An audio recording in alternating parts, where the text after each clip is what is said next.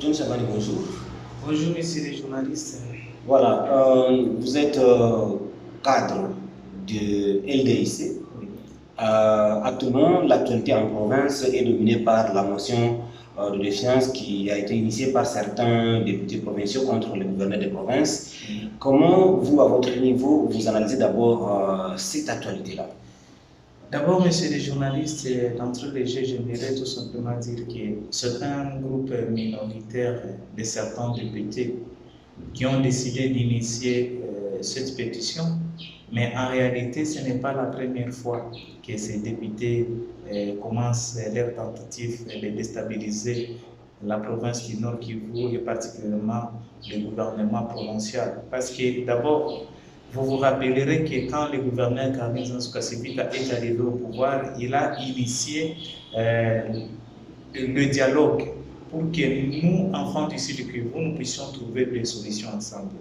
Ces mêmes députés, pendant le dialogue, au lieu que nous puissions trouver ensemble des solutions, ils ont commencé par tenter d'abord à initier des divisions communautaires pour aboutir à quelque chose qu'ils ont tenté, soi-disant gouvernorat rotatif, et puis on a vu qu'ils voulaient qu'il y ait la cession de la province du Nord Kivu.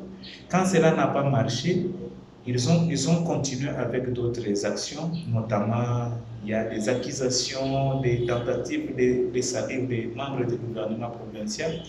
Dernièrement, c'était le ministre de l'Intérieur qui a été visé, mais nous avons vu qu'en réalité, c'est le gouverneur Carlin Zanzuka Sebita qui est visé dans leurs actions.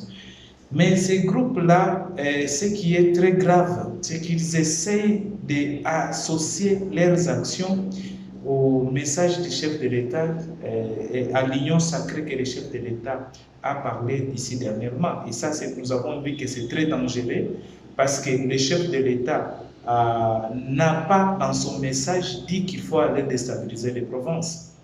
Au contraire, le chef de l'État a appelé tous les Congolais, que tu sois du FCC, que tu sois des CACH, que tu sois de la MOUCA, que tu sois de la société civile, chaque Congolais, de s'unir dans une union sacrée pour défendre des principes que le chef de l'État a bien énumérés.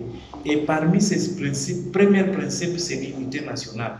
Et si vous regardez dans son discours, le chef de l'État a insisté trop sur l'unité. Donc nous sommes dans une province où il y a la guerre, nous sommes dans une province où on a beaucoup de problèmes, et les gens se levaient le matin après que la majorité des députés aient félicité le chef de l'État et félicité le gouverneur Carlin Zanzuka Sebita qui implémente déjà la vision que le président de la République est en train de mettre en place. Nous voyons un petit groupe de députés qui essaient un peu de torpiller cela comme ils l'ont fait pendant le dialogue ici au Nord Kivu. En tout cas, nous ne sommes pas d'accord. Et nous qui travaillons pour défendre l'unité nationale, pour défendre les intérêts des Congolais, pour défendre l'action du chef de l'État, nous ne pouvons pas accepter que la province du Nord Kivu soit déstabilisée par ces petits groupes. Et c'est que veut dire que, d'après votre analyse, c'est une motion qui vise justement à déstabiliser uniquement les institutions en province. Messieurs les journalistes, j'aimerais d'abord aller pour que vous puissiez comprendre pourquoi nous disons que c'est une déstabilisation. Le président de la République, en appelant à l'union, vous savez bien sûr que l'image du chef de l'État, c'est ce qui est combattu en réalité. Et ce qui est combattu malheureusement, que ce soit un petit nombre de gens qui sont dans l'FCC, un petit nombre qui sont dans CACH, dans la MOUCA, certaines personnes qui sont même tout proches du chef de l'État, parce que vous devez savoir que même à l'époque de Joseph Kabila, il y a eu des gens qui sont même du PPRD mais qui combattaient Joseph Kabila. Donc, ce n'est pas étonnant de voir que les gens qui sont dans CACH, qui sont dans l'IDPS, qui sont même à la présidence de la République, qui combattent le président Félix. Je le dis pour quelle raison? Le chef de l'État est un démocrate. Il a dit clairement qu'on n'arrête pas les gens pour leurs opinions. Vous allez voir certaines personnes, quand les gens se prononcent, ils arrêtent. Ils veulent lancer quel message au niveau international? Le chef de l'État dit que je lutte contre la corruption. Vous voyez les gens qui se disent, nous sommes de l'union sacrée, nous sommes sacrés, mais nous avons voté, on nous a donné 15 millions, on nous a promis les véhicules. Ces gens-là, j'en appelle vraiment, j'en appelle au chef de l'État de faire très attention. Ces gens-là ont une mission de détruire l'image du chef de l'État. Le chef de l'État dit ceci, que moi, j'aimerais qu'il y ait état de droit dans ce pays. Vous voyez quelqu'un de l'IDPS qui s'élève, qui insulte un ministre et qu'on ne l'arrête pas. Au fait, qu'est-ce qui se passe? C'est qu'il y a des gens qui sont en train de détruire l'image du chef de l'État. Et en même temps, le chef de l'État parle de l'unité nationale. Il parle qu'il veut les gens qui travaillent. Caroline Sansou-Kasivita est dans une situation très difficile, comme nous le connaissons, dans la situation où il y a Corona. On n'a pas assez d'argent. Il n'y a même pas de rétrocession. Mais Kasivita travaille. Nous voyons, malgré qu'il n'y a pas de moyens, il y a quand même des petites routes qui sont en train de construire par-ci, par-là. Il y a quand même des bis. Et là où il y a des problèmes, Kasivita est sur le terrain. Mais subitement, je ne sais pas si ces députés, parce qu'ils ont vu dans les réseaux sociaux que certains députés au niveau de Kinshasa ont dit qu'ils ont reçu des 15 000 $, ou bien ils ont reçu des promesses d'avoir les véhicules.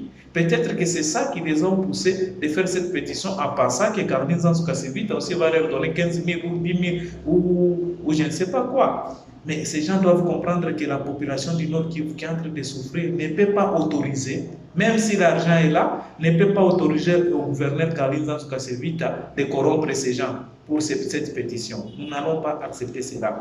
Et d'ailleurs, le gouverneur Caroline, c'est un chrétien. Et la Bible interdit tous ces actes de corruption. Et moi, je pense peut-être que ces gens, en cherchant l'argent, et ils sont en train de faire cela. Alors, pourquoi nous disons que cette motion, c'est d'abord déstabiliser le président de la République? C'est pourquoi nous disons que c'est une attaque, et ces attaques sont dirigées expressément pour déstabiliser le pays. On déstabilise le président comment? Les gouverneurs qui travaillent selon la vision, c'est eux qui sont attaqués. C'est très dangereux. Les gouverneurs comme Carly, qui essaie un peu de stabiliser la province, qui essaie un peu de travailler avec le peu de moyens qu'il a, et c'est ce gouverneur-là qui est attaqué par une émotion. C'est dangereux. Deuxième chose, c'est que nous savons très bien qu'en commençant ces attaques-là, derrière ça, il y aura des communautés qui vont suivre. Le Nord Kivu, c'est une province très très sensible. Nous sommes en guerre. En ce moment où nous vous parlons, il y a des problèmes. Il y a des problèmes au Grand Nord. Il y a des problèmes à Massissi, à Walikale. Il y a des tueries partout. Nous sommes en train de voir comment stabiliser d'abord le pays en ce temps-là. On n'a pas encore fini une guerre que nous avons. On nous amène notre guerre politique. C'est déstabiliser. Le peuple du Nord Kivu n'a pas demandé ça. Troisième chose, c'est qu'il y a, messieurs les journalistes, vous êtes sans ignorer que c'est juste ici avant-hier que le gouverneur Caroline Sansou-Kasivita a présenté le budget de la province du Nord Kivu. Pour l'exercice 2021. Pour l'exercice 2021. Qu'est-ce que ces députés reprochent de cela? Parce que c'est là où la population doit se retrouver. Le budget est là. Ces députés n'ont rien reproché à ce budget.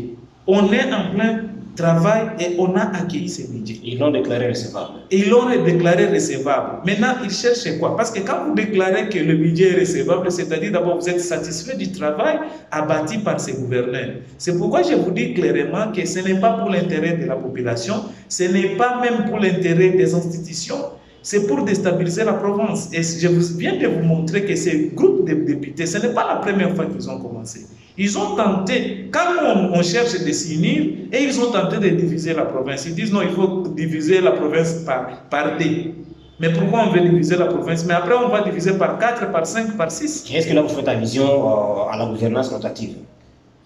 Ben, la gouvernance rotative, quand ils ont parlé de la gouvernance rotative, mais derrière ça, nous avons bien vu qu'ils parlaient de la scission de la province du Nord Kivu.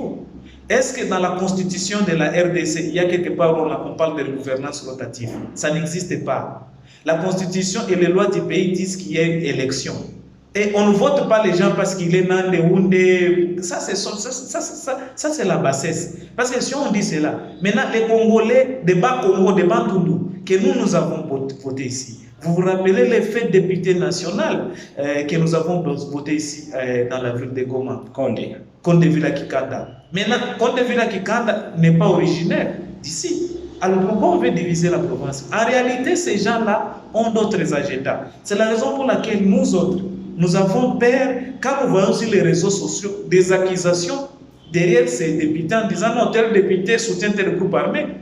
Ça nous interpelle. Il faut que les services, il faut que tout le monde, le président de la République, en commençant avec toutes les institutions, puissent voir qu'est-ce qui se cache derrière ces petits groupes. Chaque jour, c'est ces mêmes petits groupes qui se lèvent pour créer certaines choses. Oui, mais quand il y a des accusations comme ça qui circulent sur les réseaux sociaux, en droit d'ailleurs, je ne vous le rappelle pas parce que vous êtes juriste, à celui qui allègue les faits. Oui. Donc, souvent apporter des preuves. Non, ce n'est pas tout simplement qu'à celui qui allègue les faits. Vous devez savoir qu'en droit, le procureur général de la République, son rôle est de chercher les infractions, fouiner. Ça, c'est le travail du procureur général de la République. Quand les gens disent que tel député soutient tel groupe armé, c'est le rôle des services de sécurité, c'est le rôle des services de la justice, aller vérifier, voir est-ce que c'est vrai. Parce que si c'est vrai, c'est très grave pour notre province, c'est très grave pour la République. C'est pourquoi moi j'ai dit que je n'aimerais pas porter foi en ça. Mais ce que j'ai dit, nous voyons des actes qu'ils posent. Comment est-ce que toi tu es un député national?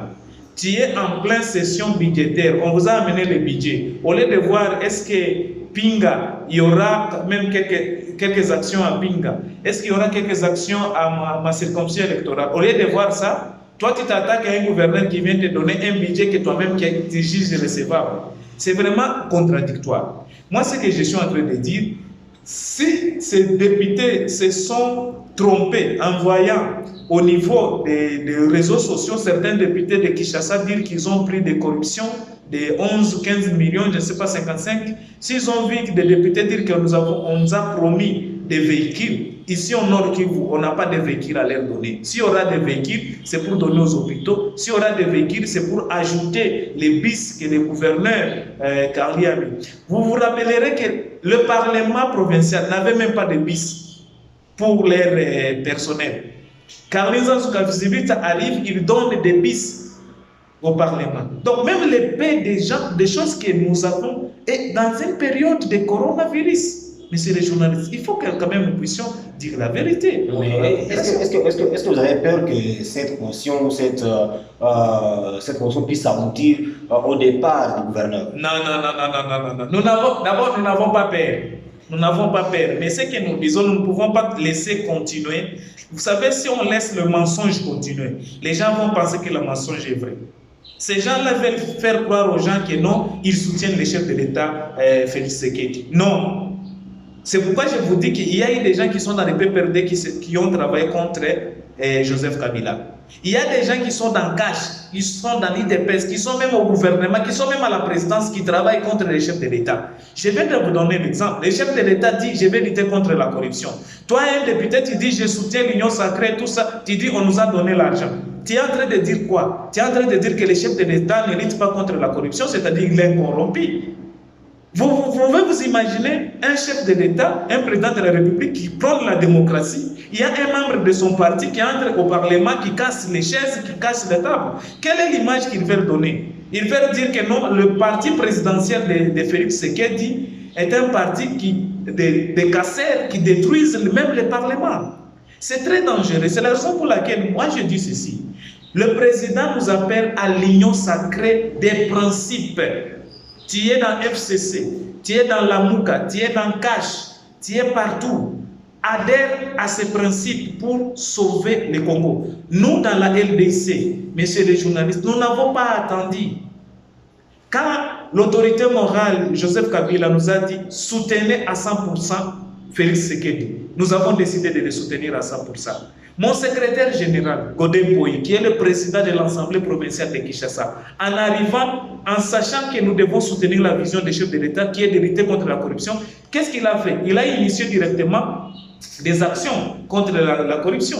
On a fait arrêter Roger Zinghi, on a fait arrêter presque 6 personnes et tous ces gens-là sont du FCC.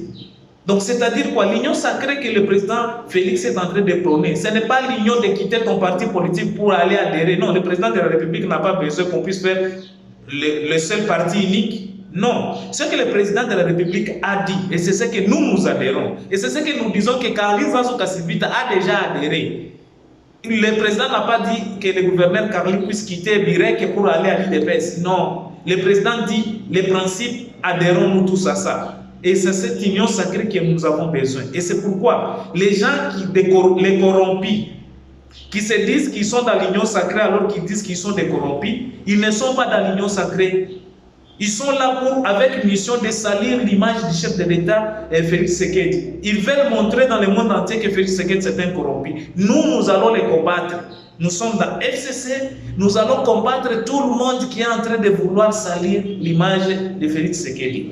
Mais, M. John, il y a ces députés qui ont initié cette motion. Oui. Ils sont dans les droits étant des parlementaires. Oui, c'est pourquoi nous vous disons qu'ils sont... Je n'ai pas dit juridiquement qu'ils n'ont pas le droit de faire leur motion. Non, ils peuvent faire leur motion. Mais s'ils font leur motion en disant que nous le faisons pour l'union sacrée, c'est faux. L'union sacrée est déjà implémentée par Carly Zanzu Kasivita. Carly Zanzu Kasivita travaille pour la paix. Le chef de l'État demande qu'il y ait la paix. Carly Zanzu Kasivita a appelé toutes les communautés pour s'unir, afin que nous puissions trouver des solutions. Donc ça, c'est déjà la vision de l'union sacrée. L'union sacrée, c'est de travailler. Le président de la République l'a dit en tous les 4 langues du pays. Kazi Nanza, Kisalume Banza, il l'a dit dans 4 langues. Quand il dit le travail a déjà commencé, mais Carly Zanzu Kasivita travaille déjà. Il y a déjà le BIS ici. On n'avait pas de société provinciale de transport. Pour Carly, déjà, il l'a mis.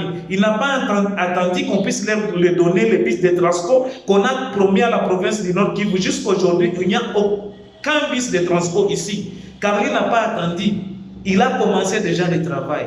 Carly n'a pas attendu qu'il y ait des questions. Sinon, il a bloqué les paix d'argent pour qu'il n'y ait pas la corruption. Vous savez bien sûr que c'est cette province que nous avons initié le paiement des recettes provinciales par voie électronique. On est en train d'essayer de le faire. Pourquoi? Pour stopper la corruption. Et la vision du chef de l'État dans l'union sacrée, c'est qu'il n'y ait pas la corruption. Donc, les gens qui parlent que l'union sacrée, c'est se battre contre Kabila, non, c'est faux. Le président de la République, j'ai suivi tous ses discours, le président de la République n'a pas dit aux gens, moi l'union sacrée ici, c'est pour se battre contre Kabila. Moi, l'union sacrée ici, c'est pour dire aux gens de quitter l'FCC, venir me joindre dans l'IDPS. Non, il a dit, unissons-nous pour les principes. Et ces principes-là, c'est lutter contre la corruption. Ces principes-là, c'est défendre l'intégrité et l'unité des Congolais. Ces principes-là, comment est-ce que quand le président de la République dit, unissons-nous, toi tu viens, tu dis non, il faut vous diviser, FCC cache la mouka de votre côté. C'est-à-dire que vous n'avez pas compris Félix Tshisekedi. Quand le Félix Tshisekedi dit il faut lutter contre les antivaleurs, il faut lutter contre la corruption, toi tu dis non, non, moi j'ai reçu 15 000. J'aimerais quand même qu'on puisse arrêter ces gens, parce que ce sont des gens qui sont en train de salir Félix Tshisekedi. Alors, les pétitionnaires sont dans leurs droits. Ils ont le droit, parce que ce sont des parlementaires, ils ont le droit de faire des pétitions. Mais nous aussi, nous sommes dans notre droit en tant que population, en tant que politique, de dire chercher d'autres arguments. Il ne faut pas venir mentir aux gens que non, nous sommes dans l'union sacrée. Non, si vous avez voulu ces arguments en fait d'avoir les 15 000 $, je ne sais pas, ou bien les véhicules promis comme Daniel Saf et les autres ont dit, je vais vous le dire, ici en province du Nord Kivu, c'est faux. Ils n'auront ni véhicule, ils n'auront pas la corruption parce que le gouverneur qui est là n'est pas un corrompu et il ne va pas vous corrompre. Mais peut-être qu'ils ont vu qu'il y a des défaillances, voilà pour lesquelles ils ont initié cette pétition-là. Messieurs les journalistes, comment est-ce que vous allez dire que vous avez des défaillances alors que vous avez reçu le budget du même gouverneur et vous avez dit que non, nous applaudissons, vraiment c'est recevable? C'est une contradiction. Ça ne fait pas seulement au budget. Non, c'est une contradiction. Ces députés-là, comme vous voyez, parmi eux, ils ont effectué des missions avec le gouverneur, avec la vice-gouverneur dans les circonscriptions électorales. Est-ce que la population qu'ils représentent les ont dit nous ne voulons pas du gouverneur? Ou la population les a dit nous voulons qu'il y ait l'eau, qu'il y ait la sécurité, qu'il y ait l'électricité, tout ça? C'est ça que la population a demandé.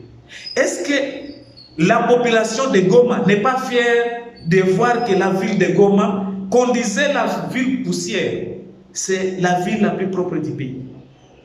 La population n'est pas fière de voir que nous étions en train de voir les pavés à Gisenyi, Maintenant, ici, la province du Nord Kivu, malgré Corona, malgré qu'on n'a pas l'argent, malgré des problèmes de rétrocession, nous sommes en train de paver notre ville. Mais quitter notre ville, aller en Gandajik, à Mbujimaï, aller même à Bukavu, ici voisin. Si vous allez comparer la ville du Sud Kivu, la capitale du Sud Kivu et la capitale du Nord Kivu. Mais ce n'est pas ici seulement. Allez à Beni, Butembo, il y a des actions. Le grand problème que nous avons ici, c'est que nous n'avons pas encore reçu au niveau national l'appui qu'il faut. Et c'est pourquoi j'ai vu le président du Parlement, le gouverneur et tout le monde, ils sont montés à Kinshasa pour aller solliciter l'appui. Et c'est ça que nous voulons. Aujourd'hui, nous avons vu un des leaders du Nord Kivu qui est ministre de l'industrie, Julien Paluku, vient venir ici initier ce qu'on appelle la zone économique spéciale. C'est ça que nous avons besoin. Mais qu'est-ce que la province du Nord Kivu a besoin? J'aimerais voir ces députés faire des motions en disant nous voulons qu'il y ait la route Goma-Walikale asphaltée. Si vous n'allez pas voir que toute la population va les soutenir. Nous voulons qu'il y ait la route Goma, Beni, en passant par Rutshuru, vous comprenez, Lubero. Nous voulons voir la route Goma-Bukavu, parce que c'est ça qui va déclencher le développement. Nous voulons à 4 km du territoire de Walikale centre, juste à 4 km, il y a une grande chute d'eau où nous pouvons produire l'électricité et développer les territoires de Walikale dans lesquels nous trouvons l'huile, nous trouvons des minéraux, nous trouvons des espaces pour l'élevage, pour l'agriculture. Et cette forte concentration de la population qui se bat à Rutshuru, Masisi, partout, les Congolais là-bas peuvent aller vers Walikale, vers Pinga pour travailler. Mais on n'a pas d'électricité à Walikale, juste à 4 km de Walikale, il y a la chute. Allez à Pinga, vous allez trouver que la ville de Pinga est divisée par une rivière, mais montez vers cette rivière, vers Toto, vous allez trouver qu'il y a, c'est une grande chute. Comment est-ce que Pinga n'a pas d'électricité? Comment est-ce que Walikale n'a pas d'électricité? Et nous avons des députés qui nous font des motions contre le gouverneur. Pour que le gouverneur puisse leur donner des corruptions comme ce qu'on a entendu à Kinshasa, nous disons non. Donc pour vous, cette motion est inopportune? Cette motion, non pas simplement que cette motion est inopportune, cette motion est dangereuse. C'est dangereux parce que c'est contre la vision du président de la République, Félix Tshisekedi, qui nous appelle à l'unité au travail. Ça n'a rien à voir avec l'union sacrée que le président de la République demande. Cette motion est dangereuse, pourquoi? Parce que ça va apporter des pressions tribalo-ethniques. Cette motion est dangereuse parce que dans les réseaux sociaux, nous commençons à avoir des accusations que je n'aimerais pas que ça soit vrai. Des accusations contre certains députés. Oh, celui-ci soutient tel groupe armé, celui-ci soutient tel groupe armé. C'est très dangereux. C'est la raison pour laquelle je demanderai à tout le monde de mettre l'eau dans les vins. Et j'aimerais que ces gens-là, que ce soit ces députés, comme la plupart de leurs collègues, ils ont souscrit au principe de l'union sacrée. J'ai vu que ce soit des gens du FCC, de la MOUCA, de CACH, ils ont souscrit à l'union sacrée en disant nous sommes tout à fait d'accord au principe que le président de la République a initié. Tu dois être un Congolais fou pour ne pas croire au principe que Félix Tshisekedi a dit. Mais les gens sont en train d'interpréter mal Félix quand il dit entrons dans l'union sacrée pour défendre les principes. Les gens pensent que l'union sacrée, c'est devenu maintenant cette plateforme-là de lutte contre Kabila. Mais on est où? Le président de la République ne nous a pas dit de faire ça. Parce que si nous entrons dans des confrontations, c'est-à-dire nous n'avons pas compris l'union. Parce que ça, ce n'est pas l'union, c'est la désunion. Donc, en bref, cette motion, juridiquement parlant, en tant que député, ils ont droit de les faire, mais s'ils ont quelque chose à rectifier, nous sommes dans la période de session budgétaire. Tunataka kubaona ndani ya budget, banaweka nini juu ya population. Mais qu'ils parlent, non? Mais dans le budget, ils ne font rien. Mais ils viennent nous dire autre chose. Donc, c'est comme des gens, on leur donne le budget, c'est ça l'argent pour la population. Ils laissent l'argent pour la population, ils viennent nous distraire. Ça, c'est une distraction. Mais c'est très dangereux parce qu'ils veulent déstabiliser la province du Nord Kivu le temps que le président Félix est prêt. Il a dit, je suis même prêt à donner ma vie pour la stabilité. Mais nous n'avons pas besoin de la mort de notre président. Nous avons besoin des gouverneurs qui travaillent pour que le président de la République ait le temps de travailler. Voilà. Et alors, parce que nous sommes presque à la fin de ce magazine, qu'est-ce qui doit être fait pour essayer de sauver la situation? D'abord, au niveau politique, j'aimerais que les gens comprennent le chef de l'État quand il parle. Quand le chef de l'État nous appelle à l'union sacrée, dans les principes qu'il a dit, nous devons l'écouter et comprendre son message et ne pas aller à l'encontre. Ça, c'est la première chose. Donc, les gens qui sont là, soi-disant qui sont dans l'union sacrée, puis ils prennent la corruption, ce ne sont pas des gens qui sont dans l'union sacrée. Ils sont dans l'union des ténèbres. Peu importe qu'ils soient dans l'IDPS, qu'ils soient même à la présidence de la République. Les gens qui disent, moi j'ai pris l'argent, j'ai la promesse de véhicules pour voter, je ne sais pas quoi, ces gens-là, ils ne sont pas dans l'union sacrée. Deuxième chose, politiquement parlant, une confrontation entre Kabila et Tshisekedi, le peuple congolais n'en veut pas. Demandez à tous, vous êtes des journalistes, allez demander à la population, le peuple est fatigué chaque jour qu'on nous dit FCC cache. Et d'ailleurs, c'est la raison pour laquelle nous vous disons, moi je suis du FCC, et j'étais contre depuis le début de l'accord. Cet accord, mais comme on nous a dit c'est pour la paix, ok. Mais comme le chef de l'État dit non, cet accord ne nous a pas permis d'atteindre, nous sommes très contents qu'on se divise, que chacun puisse aller dans son côté, afin que chacun travaille. C'est ça que le président a dit. Cet accord nous a bloqués, allons-y travailler. Vous êtes dans l'FCC, vous êtes dans la Mouka, entrons dans les principes. Alors, dernière chose concernant la province du Nord Kivu, je demande à ces honorables députés de ne pas nous distraire. De ne pas nous distraire. Nous nous connaissons bien. Nous connaissons chacun est venu d'où. Ces histoires de torpiller chaque fois que Carlin Kassivita et je sonne en passant la vice-gouverneure Marie Rumo Kaongo, torpiller les actions du gouvernement provincial chaque fois qu'on essaie de signer. Un jour, le peuple du Nord Kivu ne va pas accepter que ça continue.